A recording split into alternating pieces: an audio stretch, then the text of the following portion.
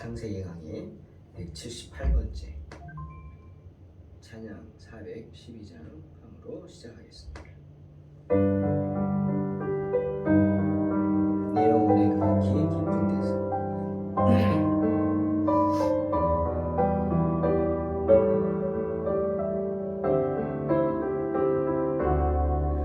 내 영혼의 그 길 깊은 데서 맑은 가락이 울려나네. 하늘 곡조가 언제나 흘러나와 내 영혼을 고이 싸네. 내 마음속에 솟아난 이 평화는 깊이 묻힌 고배로다. 나의 보화를 캐내어 가져갈 자 그 아무도 없으리라.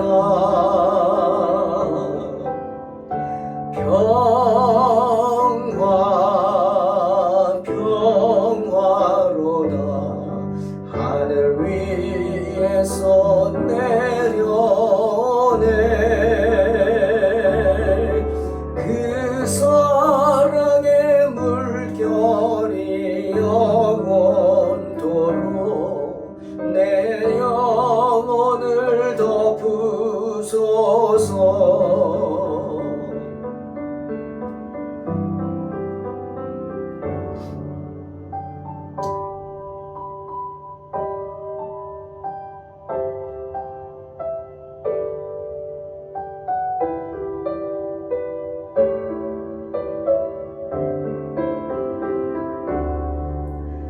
내 영혼의 평화가 넘쳐나무 주의 큰 복을 받음이라. 내가 주야로 주님과 함께 있어 내 영혼이 편히 쉬네.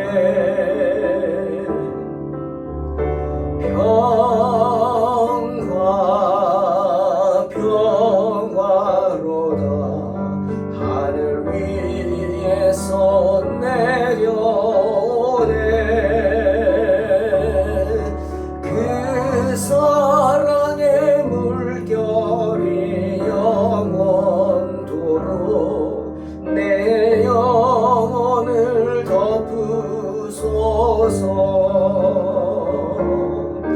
이 땅 위에 험한 길 가는 동안 참된 평화가 어디 있나. 우리 모두 다 예수를 친구 삼아 참 평화를 누리겠네.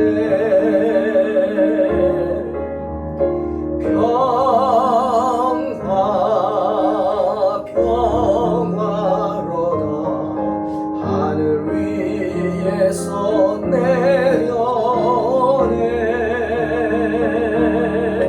그 사랑의 물결이 영원토록 내 영혼을 덮으소서. 그 사랑의 물결이 영원토록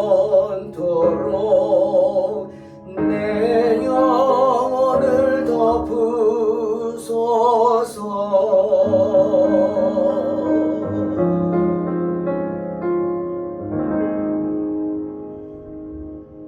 아멘. 창세기 40장 1절로 19절입니다.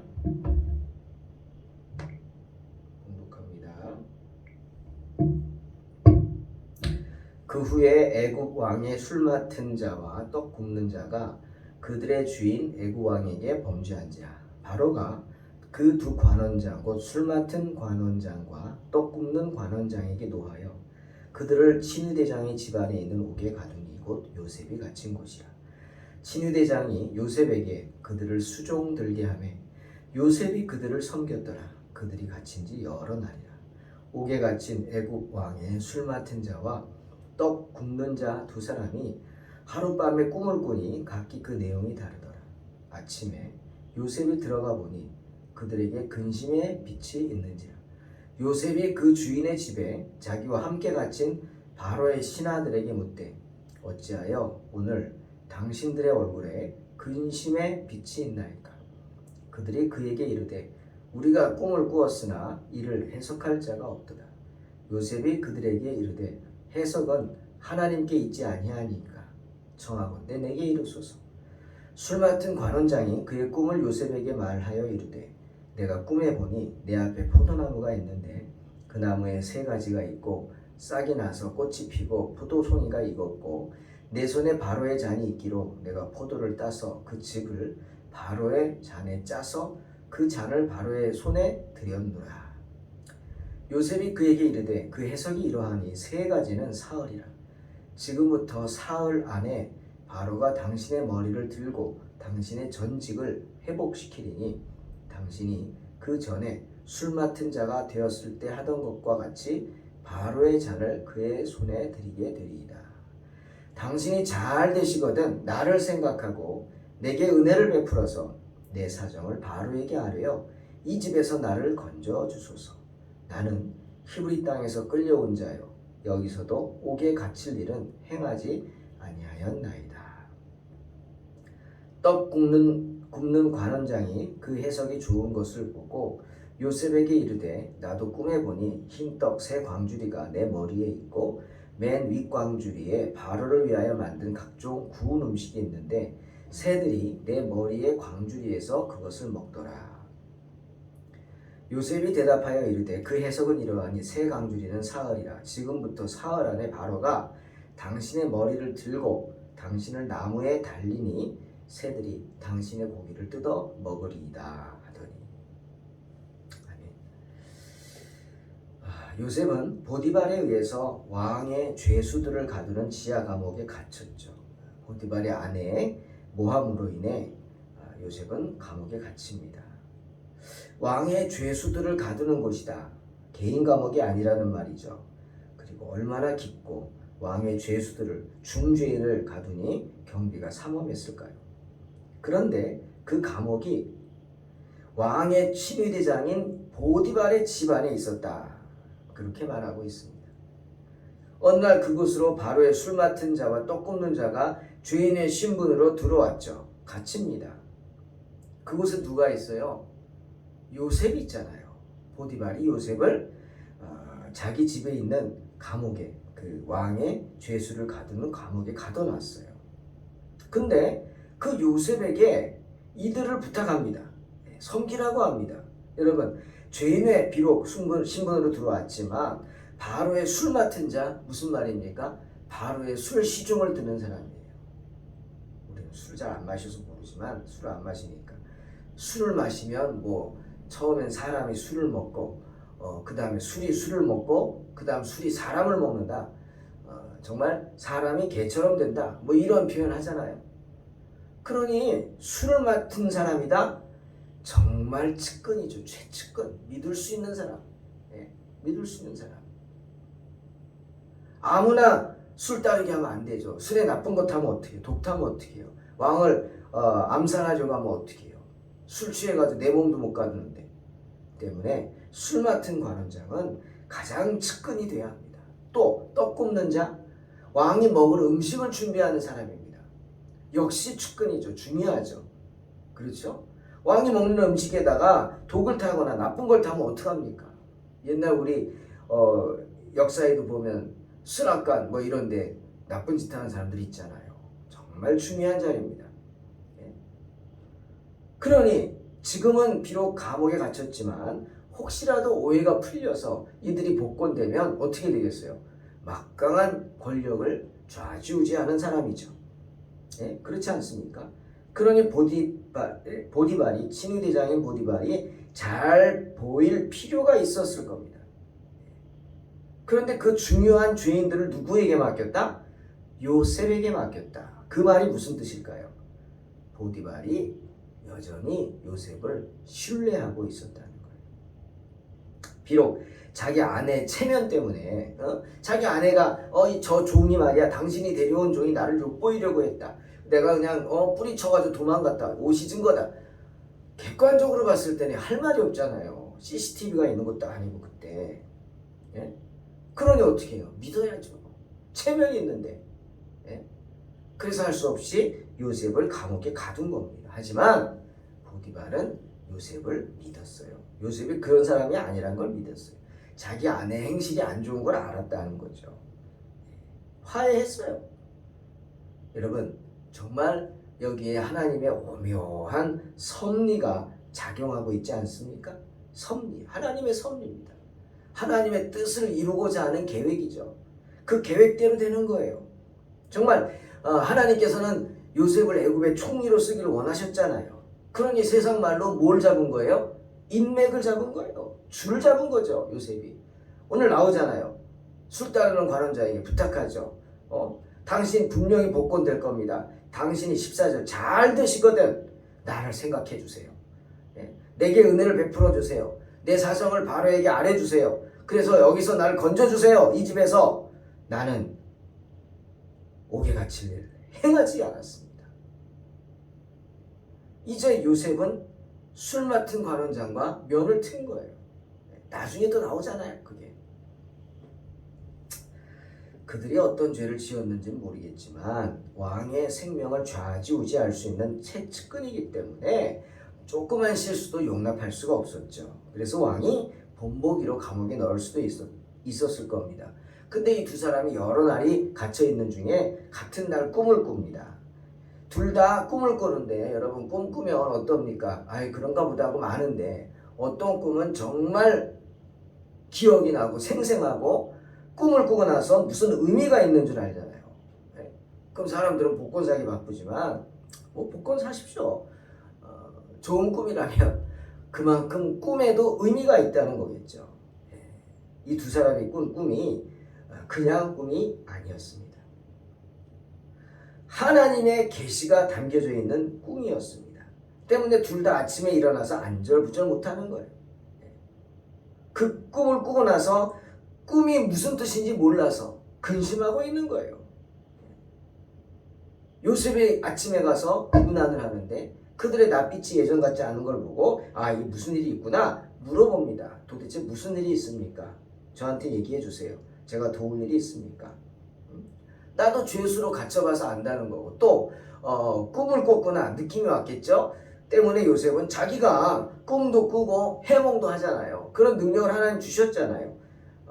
나도 꿈을 해석하는 사람이라고 이해할 수 있으니 좀 얘기해 보세요 합니다. 누가 먼저 얘기해요? 술 맡은 관원장. 왜? 자기가 꿈을 꿨지만요, 꿈을 꾸고 나서 기분이 좋죠. 뭔가 좋은 꿈 같아. 때문에 먼저 얘기합니다. 그래, 내가 이런 꿈 꿨어. 이렇게 할 수 있다는 건 요셉이 그 두 사람을 얼마나 극진히 섬겼는지 아시겠죠. 서로 벌써 신뢰관계를 쌓은 거예요. 요셉부터 찾는 거예요.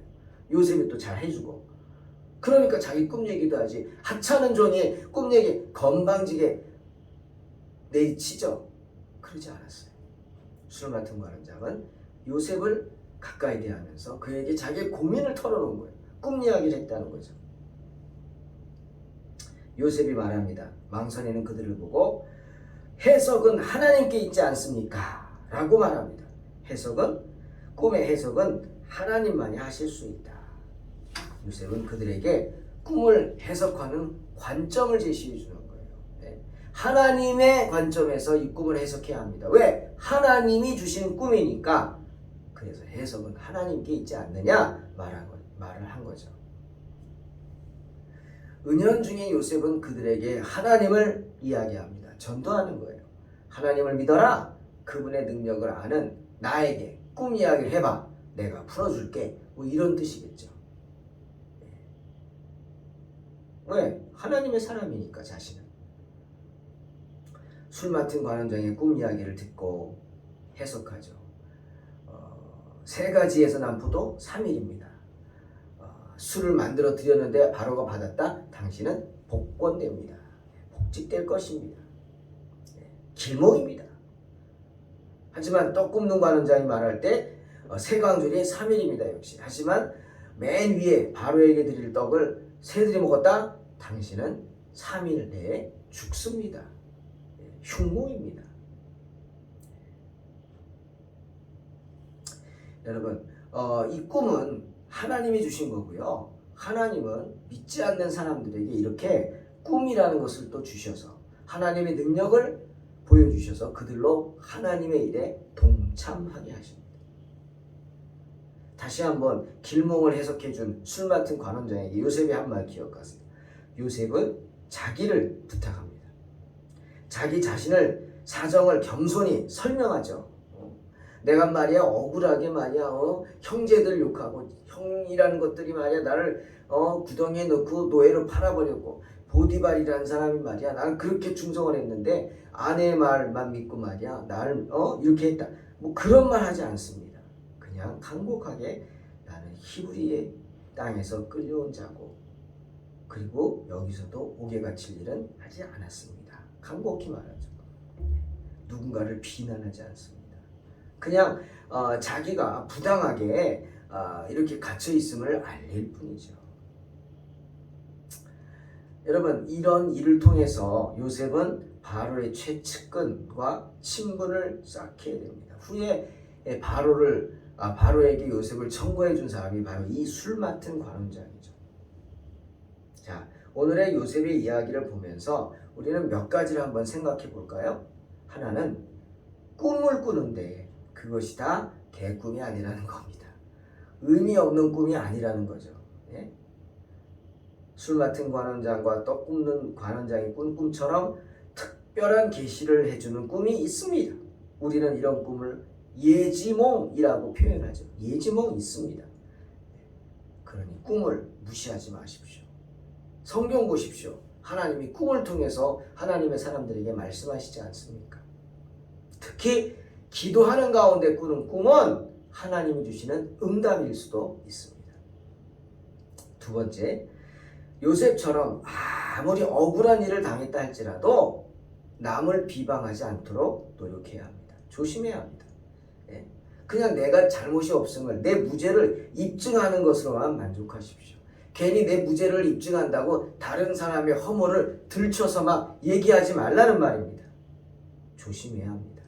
그런 실수를 많이 하죠. 왜? 화가 나고 억울하니까. 저도 그런 실수를 많이 하는 것 같아서 참 부끄럽습니다. 하지만 안 된다는 것. 그리고 세 번째는 하나님의 섭리를 기억하십시오. 이 모든 것이 하나님의 섭리입니다. 섭리, 어려운 이야기죠. 섭리란 뭐냐? 창조주 하나님이 그의 모든 피조물을 보존하시는 겁니다. 내가 만들었으니 내가 지키는 겁니다. 그게 섭리입니다. 창조주 하나님이 세계에서 일어나는 모든 일에서 활동하실 뿐 아니라 만물을, 하나님이 지으신 그 만물을 그 만물의 목적대로, 지으신 목적대로 인도해 주시는 걸 섭리라고 합니다. 생각해 보세요. 하늘을 나는 새. 한겨울에도 죽지 않습니다. 영하 20도 되는데도 죽지 않아요. 어떻게 안 죽지? 집도 없는데 하나님의 섭리입니다. 하나님이 그 새들로 하여금 얼어 죽지 않고 대를 이어갈 수 있도록 하나님이 질서를 만드셨어요. 그것을 파괴하지 않도록 보존하십니다. 그런데 그 질서가 파괴되죠. 누구 때문에? 인간들 때문에. 인간들의 그 이기심, selfish, 이기심 때문에, 욕심 때문에 자연이 파괴됩니다. 여러분, 에어컨 켜놓고 문 열어놓는 거 정말 나쁜 겁니다. 장사하는 사람들이 문 닫으면 사람이 안 들어온다고요? 그래서 문 열어놓고 막 틀어대, 빵빵 틀어대죠? 그만큼 자연은 파괴되는 겁니다. 오존층이 파괴되고. 내 거 아니라고 막 함부로 쓰는 거, 호텔이나 뭐 이런 데 가서 막 하루 종일 불 켜놓고 물 막 틀어놓고 그거 다 죄입니다. 하나님 앞에서 생각해야 한다는 거예요. 섭리란 이 세상이 하나님이 만드신 원리와 법칙에 의해서 잘 움직여지고 잘 다스려지는 것을 말하는 것입니다. 오늘 요셉이 술 맡은 관원장의 꿈을 해석해주고 그와 친분관계를 쌓을 수 있었던 일, 이게 다 뭐예요? 하나님의 섭리입니다. 그러니 믿음을 지키고 하나님 앞에서의 순결을 지키려던 요셉을 의인이잖아요. 그런 요셉을 칭찬해 주지 못하고 감옥에 갇히게 하셨잖아요. 하나님이. 그 전에는 그 신실한 요셉을 형들의 모함을 받아서 구덩이에 떨어지게 하시잖아요. 하지만 물 없는 구덩이가 된 것도 하나님의 섭리였고, 왜 죽으면 안 되니까 또 죽임 당하지 않고 애굽의 노예로 팔려간 것도 하나님의 섭리였고, 하필이면 팔려간 사람이 보디발이라는 사람의 집에 팔려간 것도 정말 하나님의 섭리죠. 왜? 보디발이 신의 대장이니까. 그리고 보디발이 눈을 들었다가 이렇게 감옥에 갇혔지만 거기서 술 맡은 관원장을 만나게 하신 것도 하나님의 섭리라는 겁니다. 사랑하는 성도 여러분, 하나님은 우리를 위해서 모든 것을 예정해 놓고 계시는 분인 줄로 믿습니다. 하나님께서는 저와 여러분을 하나님의 섭리로 인도하십니다. 감옥에 갇힌 요셉을 애굽의 총리로 인도하셨듯 선한 길로 인도하십니다. 그러니 세상을 두려워하지 마시기 바랍니다. 우리를 인도하시는 하나님이 만물의 지배자이시므로 아무것도 두려워할 필요가 없습니다. 악마와 모든 행악자들도 하나님의 손에 의해 굴레를 씌운 양처럼 완전히 통제를 받고 있는 줄로 믿으시기를 주님의 이름으로 축원합니다. 요한일서 5장 18절, 하나님께로부터 난 자는 다 범죄하지 아니하는 줄 우리가 아노라. 하나님께로부터 나신 자가 그를 지키심에 악한 자가 그를 만지지도 못하느니라. 아멘. 말씀처럼 하나님이 허락하시지 않는 한 그들은 손가락 하나도 움직일 수 없을 것입니다. 때문에 이런 하나님의 섭리를 알지 못하는 것, 이런 하나님의 섭리를 믿지 못하는 것, 그것이 뭐예요? 불행 중에 최고의 불행이죠. 그럼 거꾸로 행복은 뭡니까? 행복 중에 최고의 행복은 이런 하나님의 섭리를 인식하고 믿는 것입니다. 사랑하는 성도 여러분, 하나님께서 만물을 섭리하시기 때문에 이 세상에 뭐가 없어요? 운명이라는 건 없어요. 우연이라는 거 없어요. 우연이 우리의 만남은 우연이 아닌가 봐. 안에 우연 없어요. 우연이 없거든요. 다 하나님의 섭리하심이고 하나님의 인도하심입니다. 운명 없어요. 정해진 거 없어요. 기도하면 만사가 바뀝니다. 할렐루야.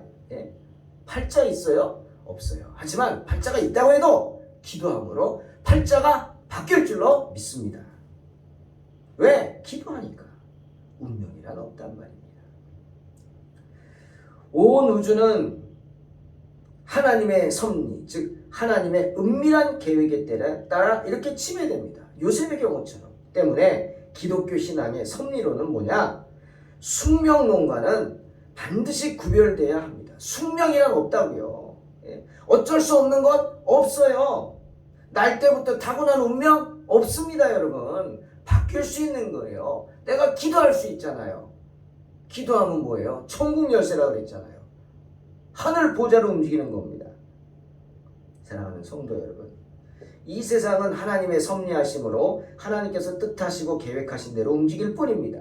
요셉이 그분의 섭리를 믿고 인내했듯이 우리 또한 하나님의 섭리를 믿고 지금 우리에게 맡겨진 환경이 비록 힘들고 어렵다 할지라도 최선을 다하는 삶을 산다면 주님께 마침내 우리에게, 저와 여러분에게 승리를 주실 줄로 믿습니다. 기도하겠습니다. 하나님 감사합니다. 늘 주의 인도하심을 믿고 주님의 섭리를 믿음으로 나아가게 하여 주시옵소서. 오늘도 주님께서 귀한 은혜로 붙잡아 주신 줄로 믿습니다. 우리의 부족함 주님 용서해 주시고 늘 주님의 은혜를 떠나지 않는 복된 성도들이 되게 하여 주시옵소서. 예수님의 이름으로 기도하옵나이다. 아멘. 믿음으로 승리하시기 바랍니다.